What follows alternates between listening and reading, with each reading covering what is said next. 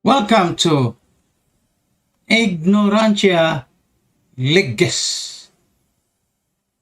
Episode 19, October 7th, 2020. Salamat sa iyong pag-uban ka na kung makiigsun. O make sure nga mo sa Facebook o nga mo sa YouTube o mo subscribe mo sa atong YouTube channel. We need more subscribers sa YouTube channel. Okay. And niya kita karon again sa Ignorantia Legis. For today, mag-discuss magsugod ta introductory sa criminal law. Kung karon pa mo join na to, karon pa mo nakiba itong programa ng Ignorantia Legis, you just go to YouTube sa CB TV nga channel. Niya search na niyo ang title nga Ignorantia Legis, and you can see all the episodes na to dito. And you can also create your own playlist for all the episodes. So for today, we're going to discuss for the first time introduction to criminal law. Okay, so introduction na ni mag-igsunan, di na ingon nga pag law school gini siya, pero pwede na sa ni. Pwede na sa mga bara ni. Hindi ka The revised penal code, RPC. Now, again, as I mentioned to you, there are many sources of criminal law. Ato nang pag-discuss na to sa syllabus. And you can always refer to our old episodes, previous episodes. And the main source of our criminal law is the revised penal code. Yung revised penal code is very old. 1912, 1916 nga balawd. And the revised penal code is grouped into Book 1 and Book 2. Book 1 describes the fundamental principles of penal law, and then Book 2 describes the crimes and their corresponding punishment. Fundamental and general principles in criminal law. How do you define criminal law? Criminal law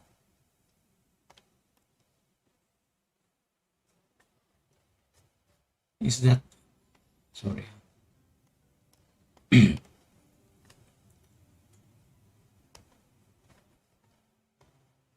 Okay.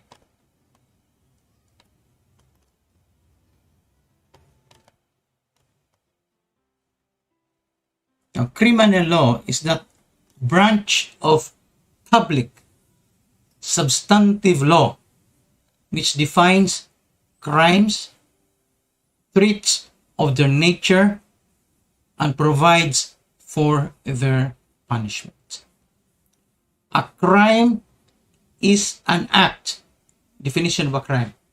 A crime is an act committed or omitted in violation of a public law forbidding or commanding it. It is a generic term used to refer to a wrongdoing punished by either the RPC, the Revised Penal Code, or by a special law, RPC.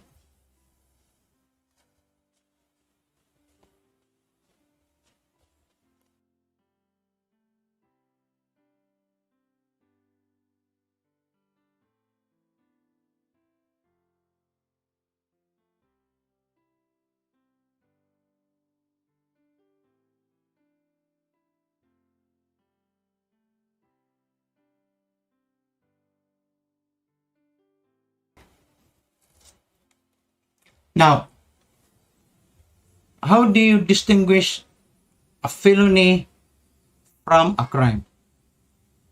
Felonies are crimes punished specifically under the Revised Penal Code, while offenses are crimes punished under the special law. So, felonies, if it is a crime defined under the Revised Penal Code, and offenses if they are crimes under a special law, not the Revised Penal Code. the Philippines does not have the concept of common law crimes. Therefore, even though an act or omission is wrong per se, by itself, per se, there is no criminal liability if the act is not punishable by a particular provision in penal law or special penal law. There is no crime when there is no law punishing the same. So, nollum crimen nulla poena sine lege. Nollum crimen nulla poena sine lege. There is no crime when there is no law punishing the same. However, not every law punishing an act or omission may be valid as a criminal law if the law punishing an act is ambiguous, it is null and void on its face. Sources of criminal law. A. The Revised Penal Code, Act 3815, enacted January 1, 1932, and our penal code is based on the Spanish Penal Code, the U.S. Penal Code, and the Philippine Supreme Court decisions. B. Special penal laws. C. Penal presidential decrees, including martial law itself. So, mani atong sources of criminal law. Now, what is the concept of mala in se and mala prohibita? Mala in se means evil in itself. Evil or bad. Mala, evil or bad. In se, self. Mala in se is evil in itself. A crime or an act that is inherently immoral, such as murder, arson, rape. These are mala in se. These are acts which are evil by themselves, in itself. When the acts are inherently immoral, they are mala in se, even if punished under special law, like plunder, which requires proof of criminal intent. Plunder is a special law, but still, it's mala in se, and it requires proof of criminal intent. So, if you have no intent, then you're not have committed it. It's mala in se, because it's inherent in itself. It's evil. So, in the case of Estrada versus Sandigan Bayan in 2001, although special law, although it's punished by special law, plunder, still, it is inherently immoral, so it is mala in se, even if punished by special law. And therefore, it requires proof of criminal intent. Estrada versus Sandigan Bayan in 2001, Garcia versus Court of Appeals 2006, Isidoro versus People in 2012. Where malice is a factor of the crime, then good faith is a defense. Okay? While malice is a factor, good faith is a defense. Mala prohibita or prohibited evil. An act that is a crime merely because it is prohibited by statute, although the act itself is not necessarily immoral. General rule for mala prohibita. Performance of the act itself will constitute the offense. Dolo or intent is not required in crimes mala prohibita. But remember, there's always the exception there between a special law and a general law. In those crimes which are mala prohibita, the act alone, irrespective of the intent, constitutes the offense. Good faith and absence of criminal intent are not valid defenses in crimes mala prohibita.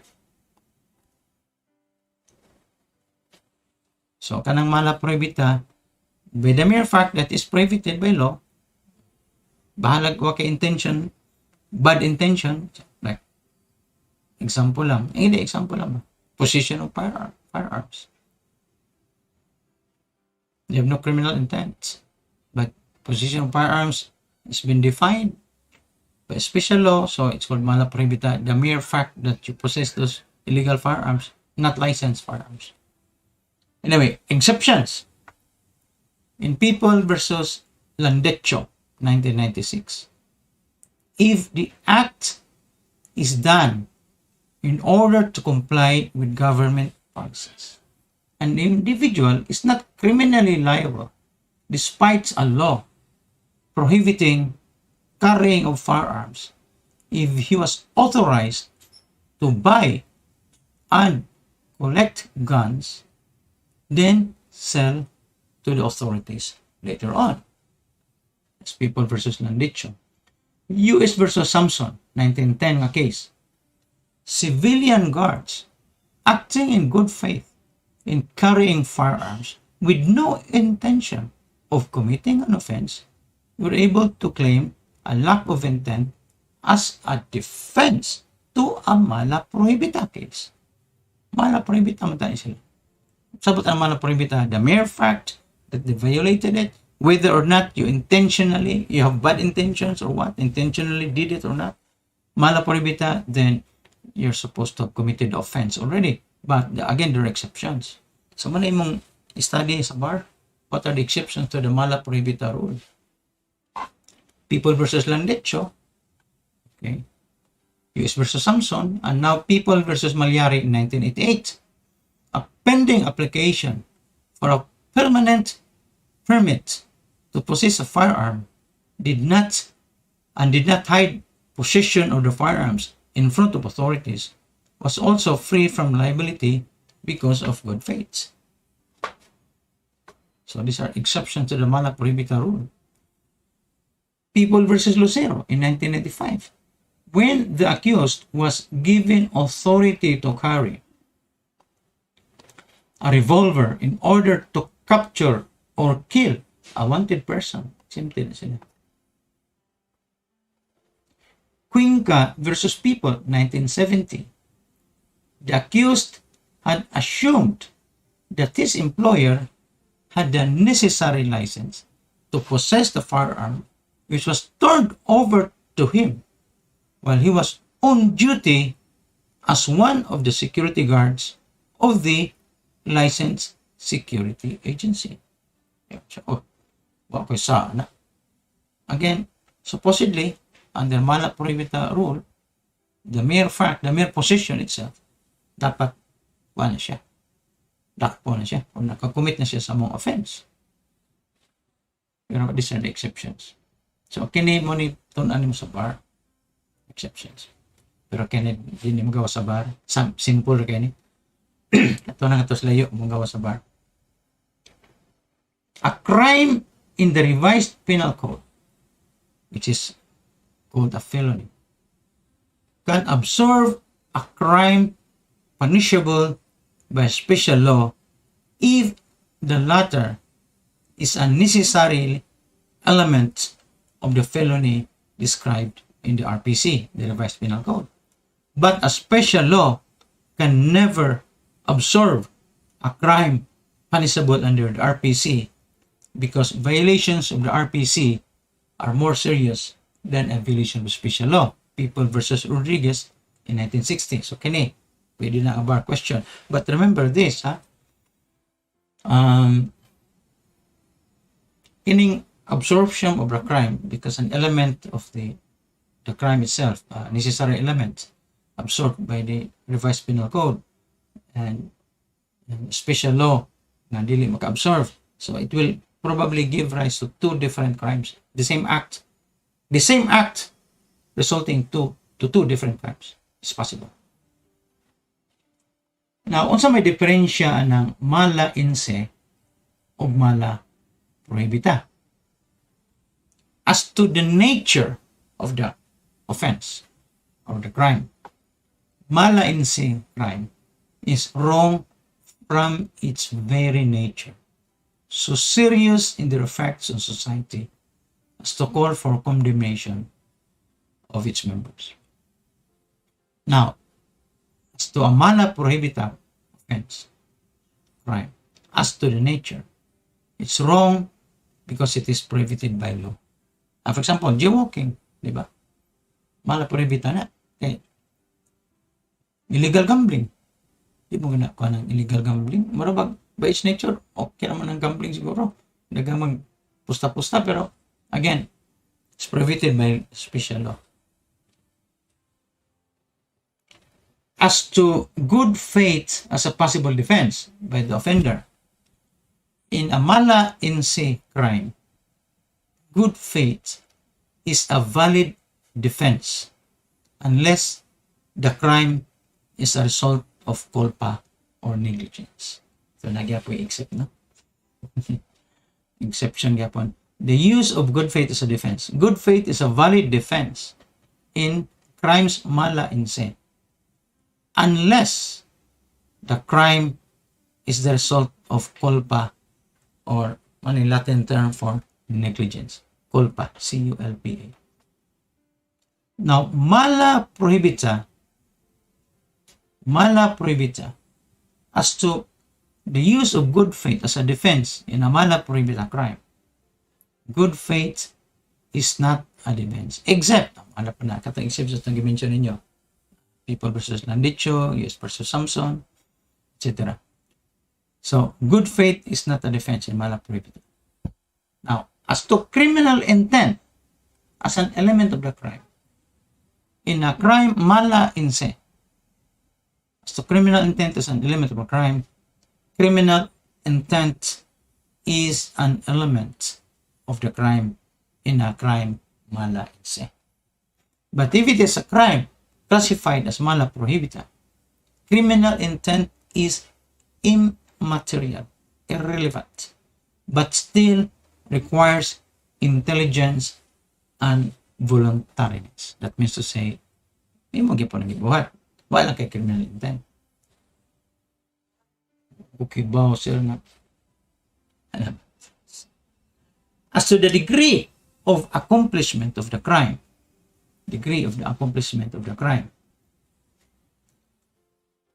in mala in se crimes, the degree of accomplishment is taken into account for the punishment. For example, accomplishment of the crime, degree of accomplishment, example, is it attempted stage of the crime? Is it the frustrated stage of the crime? Or is it the consummated stage of the crime? So, the degree of accomplishment is taken into account. They have different penalties for different degrees of accomplishment of the crime in a mala in se crime. Now, in a mala prohibita crime, yeah, criminal intent, as to the accomplishment of the crime, the act itself gives rise to a crime only when it is a consummated crime. Kung attempted lang, frustrated lang, wala. It must be a consummated crime with respect to the degree of accomplishment of the crime, if the crime is classified as mala prohibita. Again, mala prohibita are those found in special laws. Now, as to the appreciation of mitigating and aggravating circumstances, they are in crimes mala in se. They are the aggravating and mitigating circumstances are taken into account in imposing the penalty. On the other hand, if it is a crime mala prohibita, the mitigating and aggravating circumstances, they are not taken into account. They are not taken into account. The mitigating and aggravating circumstances in crimes classified as mala prohibita, which are usually the special laws, crimes punished by special laws. As to the degree of participation, a crime mala in se, when there is more than one offender, the degree of participation of each offender is taken into account in each of the commission of the crime. The degree of participation of each offender in the commission of the crime is taken into account. Sa mga accessory, accomplice, or principal offender. Now, on the other hand, if it is a crime mala prohibita, as to the degree of participation, is generally, generally, not exceptions, is generally not taken into account. All who participated in the acts, are punished to the same extent. As to the stages of the execution, in mala in se, there are 3 stages of participation of the execution of the crime: attempted stage, the frustrated stage, and the consummated stage. Now, on the other hand, crimes classified as mala prohibita, as to the concept of execution of the crime, there are no such stages of execution. As to persons criminally liable, in mala in se crimes, the principal, the accomplice, and the accessory are criminally liable. Of course, the penalties are different. The penalty is computed on the basis of whether the principal is an offender, whether is a principal offender, or merely an accomplice or an accessory. Now, as to crimes classified as mala prohibita, with respect to persons criminally liable, generally only the principal is liable. Penalty of offenders is the same whether they acted as mere accomplices or accessories. As to what laws are violated, for crimes mala in se, generally, there are exceptions. Generally, the crimes committed are defined in the revised penal code, the RPC, for crimes mala in se. On the other hand, for crimes mala prohibita, generally the laws violated are special laws. Special law kanang laws, not the revised penal code. Now, as to what laws are, the division of penalties. Penalty na, dili ni crime, penalty. As to crimes mala in se, penalties may be divided into degrees and periods. On the other hand, with respect to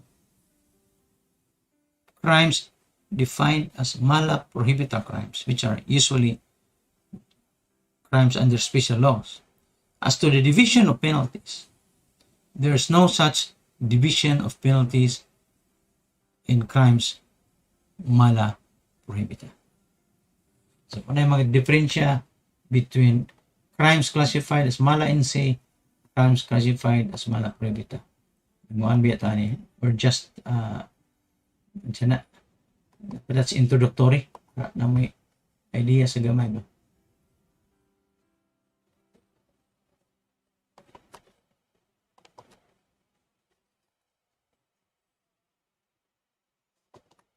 Okay, nag-monitor na ito mga kaigsunan si Maricel Lopez from Inayawan, Felipe Menusa from Talamban, Norman Urati from Lahog, Ramirez from Tracy Martires, musta di ami, si Roy Magsambol watching from Balilad.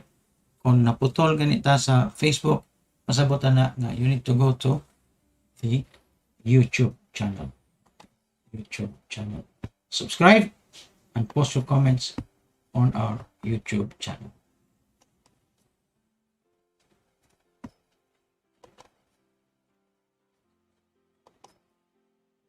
Okay. Now, padayon ta.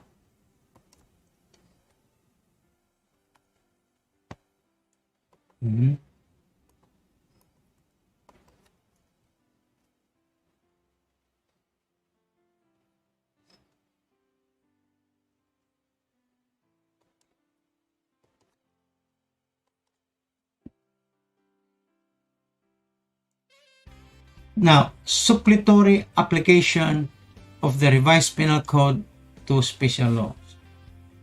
General rule. The revised penal code provisions supplement the provisions of special laws. It's under Article 10 of the RPC. The revised penal code supplies what is lacking in special laws. Example, Article 39, imprisonment in case the person convicted cannot pay the fine or subsidiary imprisonment. Wala na sa special law ang katong imprisonment in case the person convicted cannot pay the fine, or he would now be subject to subsidiary imprisonment, Article 39 of the revised penal code. So this Article 39 will supplement what is missing in a particular special law. Example, imprisonment if the convict cannot pay the fine.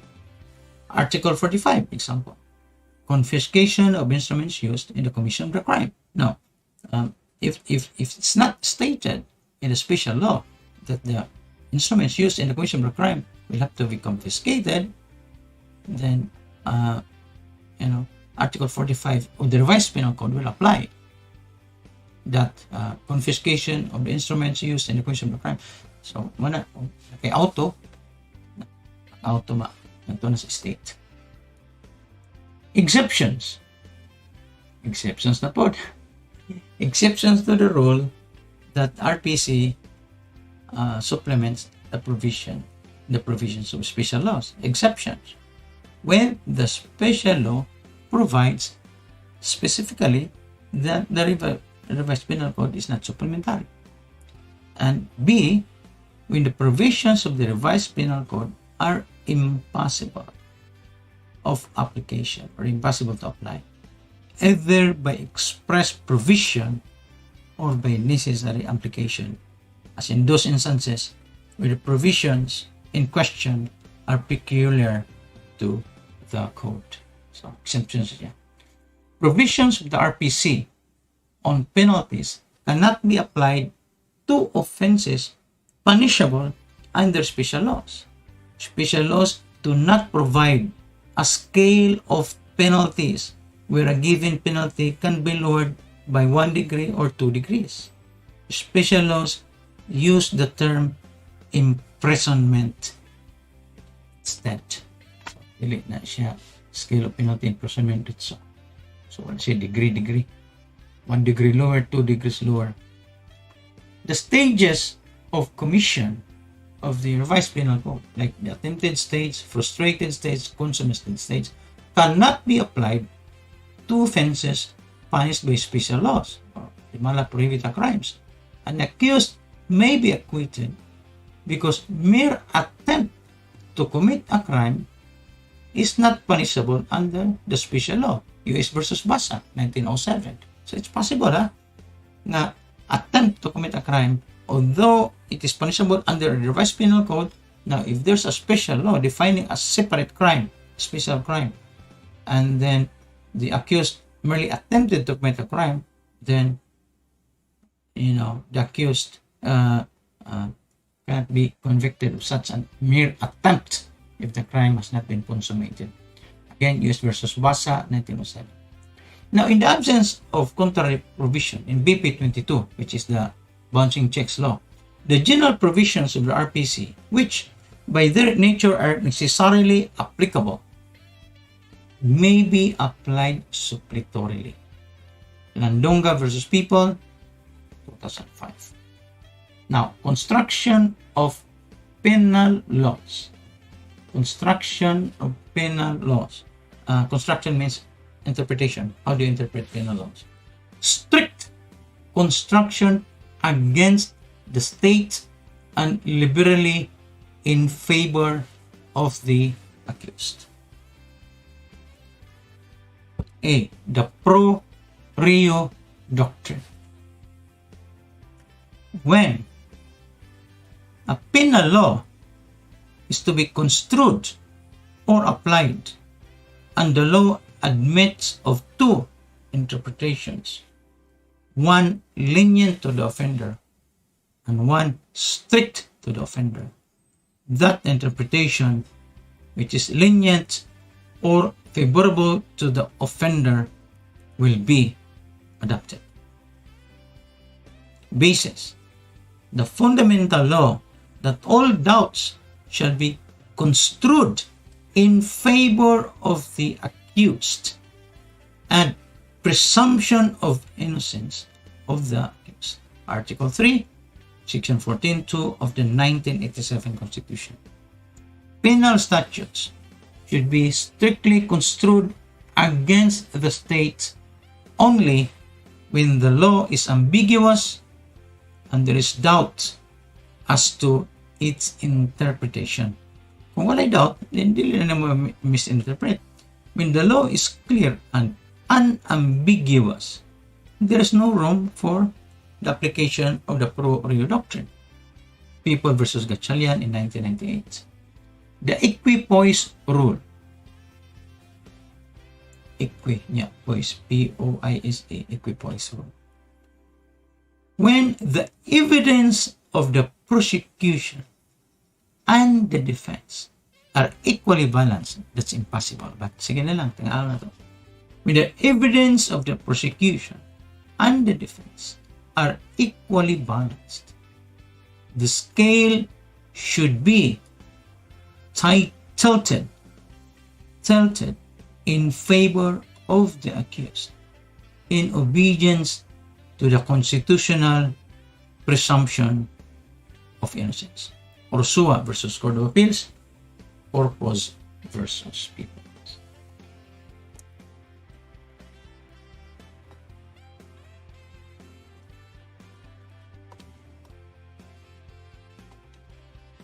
Okay. The Spanish text of the revised penal code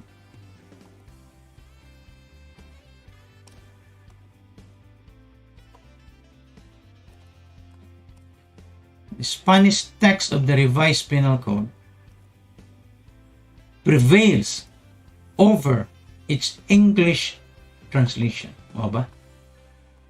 Importante ka na. Okay.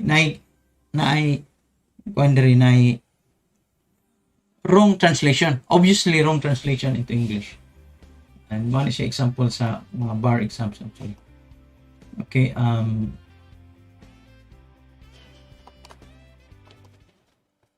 Kumusta naman mo diha?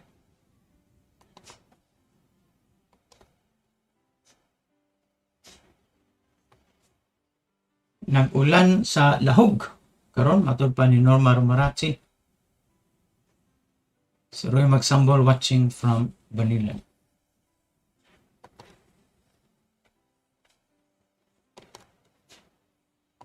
Okay. In the construction or interpretation of the provision of the revised penal code, the Spanish text is controlling because it was approved by the Philippine legislature in its Spanish text. This is Spanish text. People versus Manaba, 1933. 1932 man siya gi-adapt, January 1. Pag 1933, abot na dahil Supreme Court. Naglalis na ang English o ang Spanish na translation. Okay. Retroactive. Saan naman itong window screen?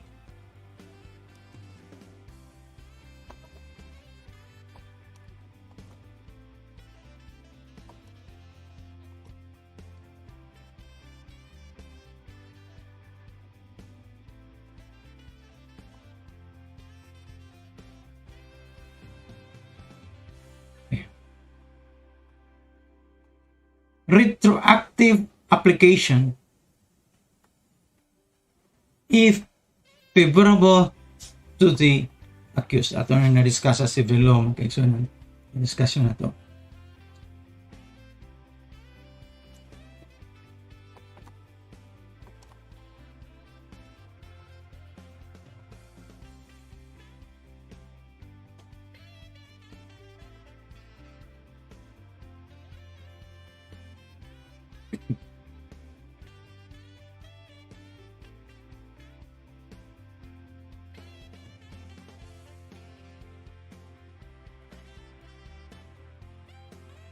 Applicability and effectivity of the penal code. Retroactive application if favorable to the accused. So if it's favorable, then you can have a retroactive application of the law. That means to say, it goes back. Manay na gamitan ni Robin Padilla mo nagawa siya. Retroactive application if it is favorable to the accused. Applicability and effectivity of the penal code. A. The general applicability. B. The territorial applicability. And C. The prospective or future prospective applicability. A. Generality. Number 1. General rule. Penal laws are obligatory on all persons who live or sojourn in Philippine territory, regardless of nationality, gender, or other special circumstances, subject to the principles of public international law and to treaty stipulations. Article 14 of the new Civil Code, not revised penal code, new Civil Code. So general rule na siya. By the way, so kung ato karon sa sa Pag-asa Islands, gi-claim sa pud sa China, claim sa Pilipinas, kung commit ka crime dito, asa man ka? Will you be prosecuted in the Philippines? Or in China? Isang balaod mo kung cover diyan. So penal laws are obligatory on all persons. That means to say, does that include foreigners? So kung na Amerikano, applicable ba ang penal laws? Yes. Bisag ang turista na? Yes. Because it is obligatory on all persons who live or sojourn in the Philippines, regardless of nationality, gender, or other personal circumstances, subject to the principles of public international law and to treaty stipulations. Exceptions. A. Treaty stipulations. Article 2. Except as provided in the treaties of preferential application. So, Amerikano diri sa Pilipinas, ay diplomatic immunity, sa makapatay na siya, dili makuan. So, depende sa treaty. Article 14. of the Civil Code says, subject to the principles of public international law and to treaty stipulations. So, again, our criminal laws, ang exception na is kung natay treaty, natay public international law atong gi-adopt. Example. Katadayan si Kon may example ani, si Pemberton. Visiting Forces Agreement is an agreement between the Philippine and U.S. government regarding the treatment of U.S. armed forces visiting the Philippines. It was signed on February 10, 1988. In the VFA, the U.S. and the Philippines agreed that 1. The U.S. shall have the right to exercise within the Philippines. Kami na the United States will have the right to exercise within the Philippines all criminal and disciplinary jurisdiction conferred on them by the military law of the United States over U.S. personnel in the Philippines. So, tapos Pemberton, saan man to? Military law, kay U.S. man to. Military law of a U.S. personnel in the Philippines. The U.S. shall have the right to exercise within the Philippines. Yes, ato. All the criminal and disciplinary jurisdiction conferred on them by the military law of the U.S. over U.S. personnel in the Philippines. Kanadaan. Diba?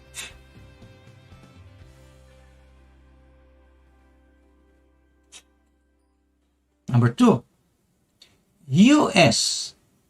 authorities exercise exclusive jurisdiction over U.S. personnel with respect to offenses, including offenses relating to the security of the United States, punishable under the law of the U.S., punishable under the laws of the Philippines.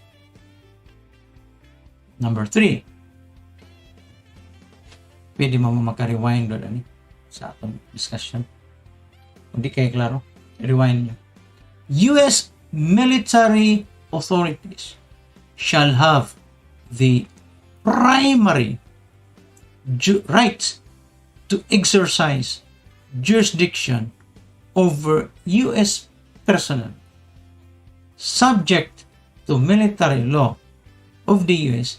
in relation to, number 4, offenses solely against the property or security of the United States or offenses solely against the property or person of U.S. personnel. So kung dinunggabay ng pulos Amerikano, may labot ang Pilipinas. And offenses arising out of any act or omission done in performance of its official duty. Practice na sila ron. Unya, sus, naigos bala, accidentally, ang bata dito sa beach. Diba? So, paano siya? Siyable na. Jurisdiction na sa US in the performance of official duty man. The rule on jurisdiction under the BFA as to crimes. Crime punishable under Philippine laws but not under US laws. Jurisdiction, Philippines has exclusive jurisdiction. If the crime is punishable under Philippine laws but not punishable under US law. Na may crime dito nga pwede na crime to may crime. As to crime punishable under US laws but not under Philippine laws. Crimes punishable under the US law, but not under Philippine laws. Who was under the BFA, Visiting Forces Agreement, who has jurisdiction? The US has exclusive jurisdiction. Okay. Crime is punishable under both US and Philippine laws. There is a concurrent jurisdiction, but the Philippines has primary jurisdiction. So if the crime is punishable under both and Philippine jurisdictions. Now, if the crime is committed by US personnel against the security and the property of the United States alone, then the US has exclusive jurisdiction. Of course, okay? Di siya self-explanatory.